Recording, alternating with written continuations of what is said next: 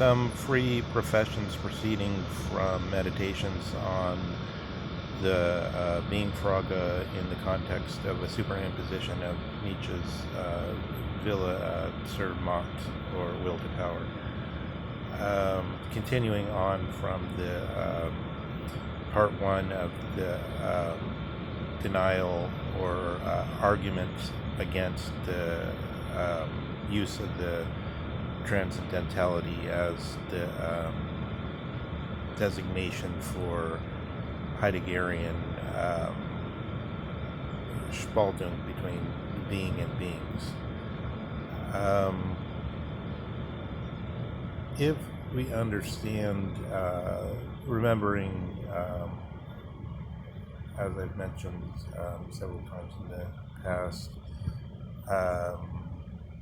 Heidegger's adopted son has said Heidegger was walking around muttering something like Nietzsche hat mich kaputt gemacht, and Nietzsche has broken me, something like that, in despondent tones, despairing, and also that his Elfriede Heidegger had told her husband on a number of occasions, don't study Nietzsche because you fall into a dark state when you do that. One way to see the challenge is that if we are to get to the being question, we have to break out of this question of the motive force of natural inclination or eros, or being drawn towards whether it's soteriological, which is to say having to do with salvation, the Sacred Heart, happiness in some high sense, pursuit of happiness, constitution, bliss. If something in the core of Dasein is already tacitly seeking an answer to the Seinfrage, or the being question, is this identical then to what Nietzsche is calling will as a motive force, which is operating all the time? So, for example, supposing it were possible that somebody would, it doesn't seem that far-fetched that it's actually, it could be possible in some accident, somebody feels hunger, but they've, for whatever reason, lost the knowledge that hunger has to do with eating. They don't know, they just feel the hunger. Their body is telling them that they're hungry, but they don't know, they don't have common sense, so they don't know that eating puts a stop to that. In the same way, we can look at the bare statement of the being question in the light of we're already operating in an understanding of being even before we conceptualize being and then present it to ourselves as something to seek, such that we know in advance in a certain way what we're seeking, and therefore in a way we obviate actually reaching a free negotiation with this this drive, or this. You could, I guess, also look at will to power in this Nietzschean context as trieb, or drive, this sort of mysterious biological notion of instinct, drive, so that the will to power, if it's superimposed. So I've been trying to meditating over this theme of the superimposition of Nietzsche over the Heideggerian attempt to awaken the being question in ourselves, as it was awake, as we can point to with one of the most uncanny statements that Heidegger adduces, which is Aristotle's statement that the ancients prior to him were had this peculiar sense that it could go away, being could go away.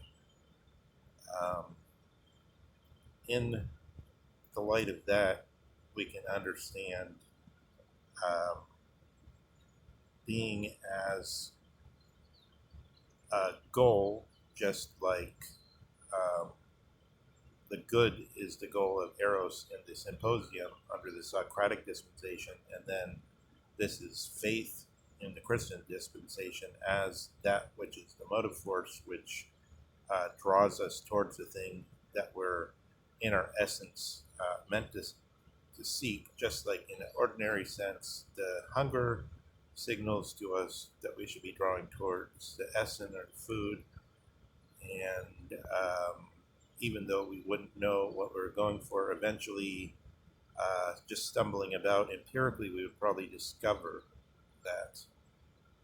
So you could see even in a sort of pre-conceptual situation, pre-philosophic, pre-metaphysical situation, we would still, it seems as though we were already destined to stumble towards this concept of being. But what Nietzsche would say here is that this will that's drawing us towards the thing we're destined to is just like, it could be interpreted in many ways. One way would be as an instinct, biological interpretation of all things, of all behavior. And then you could place everything standard along with that it's random, or that it's random plus the imposition of some conscious decision making, and that there's maybe some small amount of Lamarckian transmission of traits, that there's culture, that there's little cultural niches where, say, the bourgeois class, as it was growing right after the Franco-Prussian War, because the first or the Prince Bismarck, the first minister of the Wilhelm I, the Kaiser, extracted a large amount of cash from the French in reparations after the Franco-Prussian War, and the middle class in Prussia became very powerful and started to breed itself under this dispensation of this is part of what Nietzsche is thinking about, just as accident of his time, is this hyper awareness of the Umwelt concept of the breeding of the human beings through evolution, of the weaker people being retained because the middle class begins to say, why should I have my child that has this and this defect not cared for? They can be cared for. There's enough resources in the society, and therefore you start getting weakness becomes something which is in certain biological niches created by society, perpetuated. That's one of Nietzsche's themes. That all these blind drives, which seem to be so multifarious and so confusing, would be just particular ways of understanding something that's happening. And this same kind of reasoning could be then attributed to anything Heiddeger's saying about the desire to keep in being the awareness of the being Frage, which is then the thing which the will to will is holding in being as a long-lasting lie, a living lie. So Heiddeger is taxed with throwing off this whole way of grasping the being question. If he is to really bring it into existence, if he does bring it into existence, we still have this residual echo of the Nietzschean claim that what Heiddeger would have achieved through, for instance, people like myself, which are trying to keep the being, the meditation over being, the life of grasping being in Dasein, would simply be holding another lie, just as the any claim to what the good is could be considered a lie which is being kept alive, links to Luga, the longest lie, it just says it's a Christian lie, rather than something eternal, because eternity is derivative on our daily time. We have daily time, and then out of that we come up with this notion of eternity. So it's derivative, and in fact we're just keeping it alive through a certain interpretation and through certain behavior. Interpretation and behavior are always identical. There's no fact, there's just I interpret this. Sometimes interpretation is naive and therefore maybe more powerful. I interpret this cow as the sacred cow, and then I behave a certain way in accordance with that. So interpretation, you can always have many interpretations, many behaviors. Interpretation and behavior are the same thing. Text and